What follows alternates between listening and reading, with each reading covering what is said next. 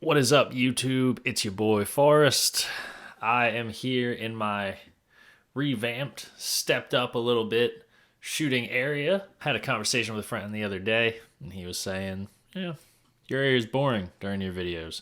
So I stepped it up a little bit with the help of my boy, Michael Gary Scott. So welcome back to Crit Day, your third favorite show on the internet. We are doing it in week 1 million of quarantine. God, we've been inside a while. Today we're going to be talking about drawing. I love drawing. It's a huge part of what I do and what I do in my work. And constantly when I scroll through the Explore page on Instagram, I'm confronted with all sorts of, look at how much better I've gotten, or, oh wow, do this to draw better. Today we're going to take a look at some of those videos. We're going to rate them. We're going to talk about them. We're going to kind of break down the analytics as what I like to think of a pretty well-trained drawer and well-practiced drawer? I don't know. Artist who draws? Who the fuck knows anymore?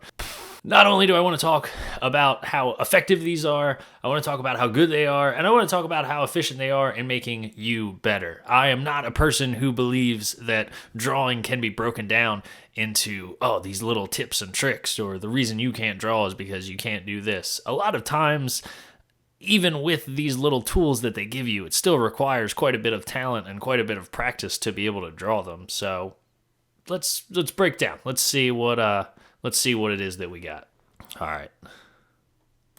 Let's get into the nitty-gritty. Let's get some videos going. Okay, basic. Try this. All right, we're drawing a flower here. They just broke that pencil. Why did they break it? Okay, and then now we're drawing a circle. Okay. Okay, a bunch of lines. Oh, we're putting more detail in.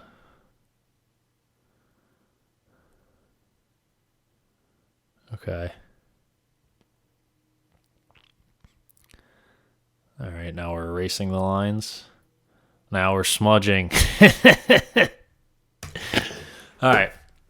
So there's a couple problems that I have with this video. The first one is like, why did they just press super hard and break that pencil? The second one is, again, it's just like putting more time into a drawing isn't an improvement. Like, it's just a cop-out. You can't just be like, oh, draw this in 5 seconds. Like, just, if you spend 20 minutes on it, yeah, it's probably going to be better. Especially when you use more tools. Another big thing is the smudgy things. That's like the classic, like, can almost draw tool.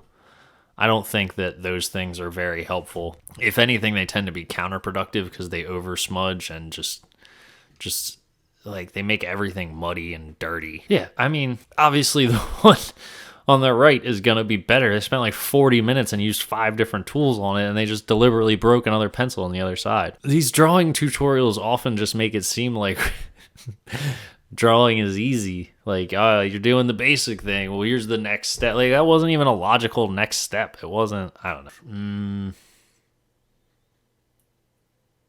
1 out of 5. Let's see what else we got. Secret tip to draw lips.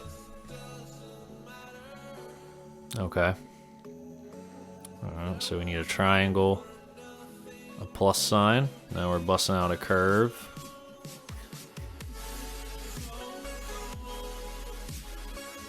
Okay.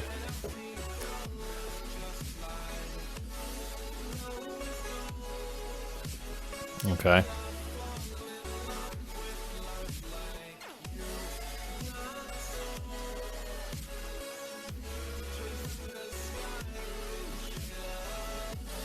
Okay, she lost me right there. Never shade lips with a horizontal line. Look at your lips in the mirror. Even the cracks, they're vertical lines. Like, you just flattened out that image that you worked so hard to make rounded. As far as this technique goes, I don't hate it. I guess it's an okay tool. I would like to see this person apply it to an actual face. Because, yeah, it's easy to draw a triangle when it's just on the page, but in terms of proportions of a face, I don't know where this triangle would fit. Lips also aren't hard lined like that, especially the outside. If you want a hard line in through here when you're drawing with pencil, then it makes sense to give those a solid line. But to the outside, to press as hard as they're pressing, it just seems counterproductive. I don't know. It's one of those things too where it's like every lip is different. So trying to fit it proportionally into a triangle doesn't make sense. I mean, by the time you fit it perfectly into this triangle, you probably could have just trial and error drawn the lips. 1.5 out of 5. Okay. So this next one, it looks like we're drawing noses. We got an X and a check. I love these. What not to do. Okay. So 2 lines. 2 more lines. Okay. That's not what noses look like. Okay. The circle. I've seen the circle technique before.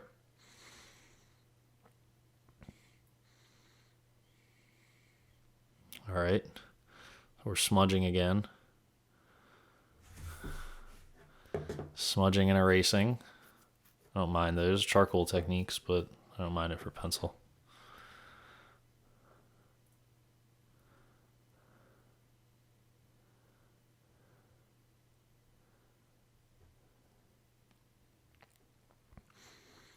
Okay. Here's where the fault rises. So they've done a pretty good job here in making like smooth rises and peaks. Like the nose part in here actually looks pretty good. I don't like how it just goes from light to dark on the edges.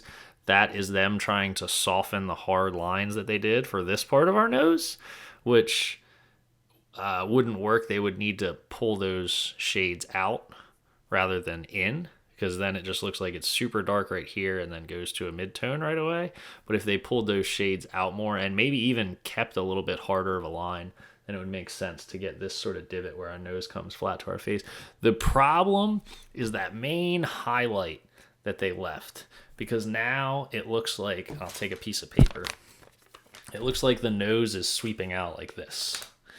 Like in that highlight that they left, it doesn't have the gradual rise or even the peak out and break that some noses have. It just sweeps out, and like a harsh sweep, like a cut like that. Noses are more straight than anything. And the tones that they used here, again, you have to be deliberate with things like direction. So when they pull straight out, that increases that this nose looks like it's coming from totally flat and then sweeping out. Those shades should come back. They should seem more diagonal. Everything here is just kind of boxy, or the shadows aren't guided very deliberately. This is one of those things where, like, if you're going to be smudging, then you've got a great tool to really direct those shades. But this person just kind of went flat and didn't think about it very much. But again, as far as the tutorial goes, like, look at how crappy the basic nose is. Like, that's not even a basic nose drawing. This basic to try this is just one of those things where it's like, draw better. Like, are you tired of drawing bad? Well, draw better. You're not showing the tools to draw something. You're just impersonating what you think a bad drawing is and then trying to show your good drawing. You're not teaching people. You're just flexing your ability. I'll give this one a 3 out of 5 just because they're close. This is the only one where they're like close to me so far. Okay, we got hair. Hair. I hate drawing hair. Okay, circle, some lines. All right. Okay, so some very straight lines. Obviously, we wouldn't want to do that. Okay. So we're going a little bit more wavy. Okay, we're hatching things out a little bit more. Okay.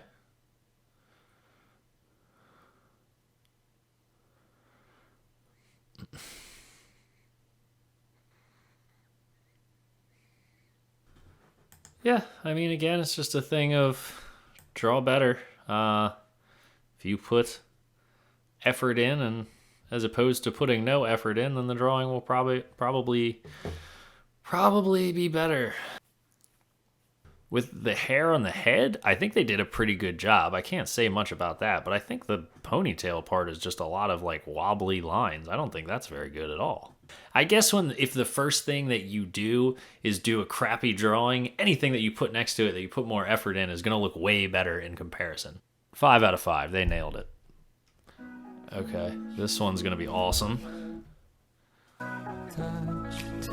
This one's going to be awesome. All right, so we got a foot in a shoe. Okay. I don't know much about high heels, but I'm pretty sure that's not the angle that we want our foot. I guess it's a big ass stiletto.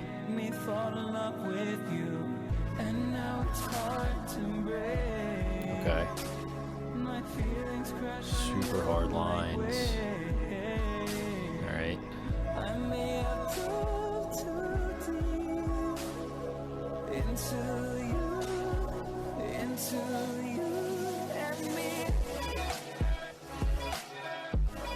All right. Yeah. Again, it's just the basic is just you're doing your impression of a bad drawing, and then you're making it seem like the drawing that you're doing is like the next logical step, but it's not. I mean,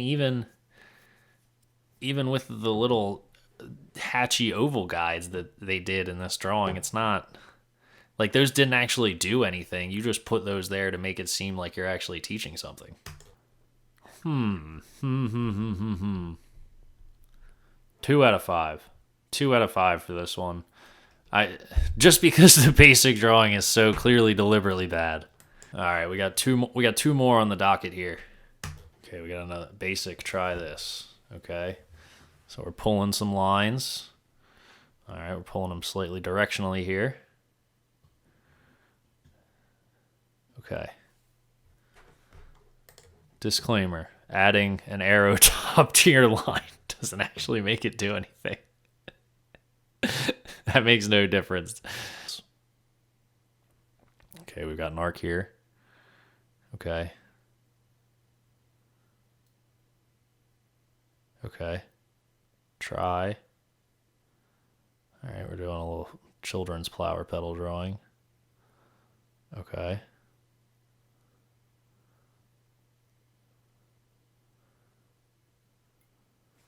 All right. Stop this. Stop this. All right, that's not what eyelashes look like. Look at any eyelashes. They often sweep out to one direction, and when they do, they're not like it's not like a harsh arc that like comes off of like straight off of your face going in one perfect circle. The eye's not a perfect circle. Our eyelashes certainly aren't. Again, they typically sweep to one direction towards the outside of the face. I do agree that the pulling of the lines needs to be curved, but again, you've got to take into mind direction. It's not as easy as just putting some loop-de-loops and then basing your arcs off of that. A lot of these drawings seem to be like if you're drawing some like perfect cartoonish face, but again, I don't even think that works. It's funny because the crappy dash lines, their overlap is much more natural in what we'll get with eyelashes than like the perfect same line every time overlay. You know what's funny? They're drawing these like oddly proportioned, like strangely put together face elements, but they never draw an actual face. I would love to see Surely Simple blog do a face. This one might be my least favorite one. 0.5 out of 5. That's not what eyelashes look like at all. They're both bad. The X and the check, both are terrible. Okay. Okay, easy.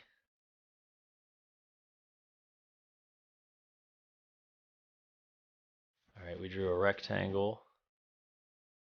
All right, we got some curved lines.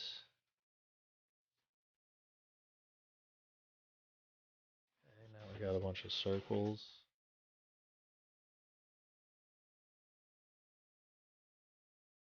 Okay.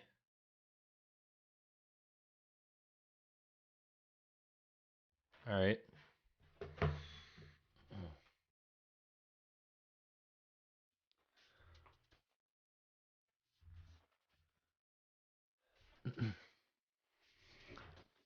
All right, stop. Okay, so first thing, I've spent a lot of time drawing hands. For a lot of the things that we're talking about here, I guess I can't say I'm an expert on, but hands are one of the things that I like to think that I'm pretty good at drawing. Our nails do not sit at the top of our hands like that. These, like, even if they're long, this person's nails are starting like here and ending like here. That's not what hands look like. The curve of the outside of the hand is not just an arc. And even if you're going to do that arc, there's some overlap here caused by the bones in your wrist. And again, it's just like, it's like all those guys were very, very loosely helpful. Like, I very strongly believe that this person could draw this hand without any of those tools. Not to mention the tools that they just gave us aren't applicable to like an actual drawing. If you were to try to draw a person, when is their hand ever like this? Just, who poses like this? You know, there's so much motion and individual things going on in the hand. That's what makes them so challenging but yet interesting to draw. That's why I like drawing hands so much, is because they're never just this. There's so many poses and things that you could do with hands. Yeah, I'm going to give them a 2 out of 5 just because they put so much work into it. And again, this is one of their better drawings, but I still don't like it. I still don't think that all of those circles were necessary or helpful. That's about all I can stomach from these. Thank you so much for watching me rate all of these little artsy videos. If you have any cool ones or interesting ones, or you want to tell me I'm an idiot and show me how much these videos helped you, then by all means, message me on Instagram and send them to me. You can do that by following at Forrest Hines Art on Instagram. That's where you can find cool works like these two. And another great place where you can find these two is my first merchandise collection, Inside. It dropped this past Saturday, and it features my mouth series and my bones series of paintings highlighted in things like t-shirts, tank tops, long sleeves. There's a phone case in there, prints of every painting in each series, as well as the remaining originals. Obviously, I still have these two, and there's a couple more. You can find those at www.plebeian.us/shop. We're going to be doing a whole bunch of different stuff like this, so keep an eye out. And while you're there, maybe read some interviews or something. As well as that, be sure to follow Plebeian on Instagram at plebeian.mag. You can like us on Facebook, Plebeian Inc. You can follow us on Twitter at Plebeian Deli. And of course, subscribe to the YouTube. We've got podcast highlights dropping today too. Today is the last episode of season 1 with Darla Jackson. That's a great episode. And we're going to be switching it up a little bit on the Plebeian podcast, doing some fun new things. So be ready for a whole lot of cool content. Be sure to check out Inside. Let me know what you think of the new setup. If there's anything funny or wacky that I can put in the background that's going to entertain you while these videos are going on. Thanks so much, and I'll see you next week.